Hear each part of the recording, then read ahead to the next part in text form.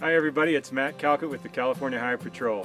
Thanks again for tuning into these videos. Today we're with 8-time Mount Everest climber Adrian Balinger. He's going to talk about what essentials to carry when you head out into the backcountry. Hi, my name is Adrian, and today we'll be talking about essential gear to bring when traveling into the backcountry. Summer or winter, there are a few things that everyone should have in their pack. As we've talked about in previous videos, your cell phone is an incredibly valuable tool for navigating and, of course, communication.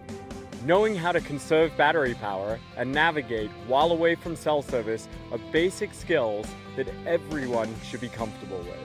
Another item that always lives in my pack is a mini headlamp. Yes, you can use your cell phone, but it takes a hand to hold the phone and also kills your battery. Try hiking a few miles at night while holding your phone. It's not fun. Having a plan to deal with an injury is also a great topic to think about.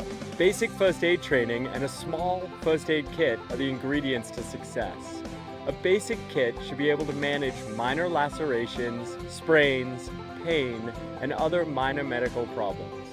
Weather can roll in during any month of the year, so at the very least I'll toss in an ultralight rain jacket. If I'm out in the hills anytime other than midsummer, I'll typically include a lightweight synthetic puffy jacket too. Having a way to make a fire if you are caught out overnight can be a real lifesaver as well. This typically is just a lighter in a Ziploc bag. If you make a fire and there is no snow on the ground, you need to be very careful about wildfire though. We all watched the destructive force of wildfires in California, and trust me, you don't want to be responsible for starting a wildland fire. I'll keep these basics in my pack all year round and add to it if the trip dictates. In the winter, I'll start to think about ski touring and traveling over snow-covered terrain.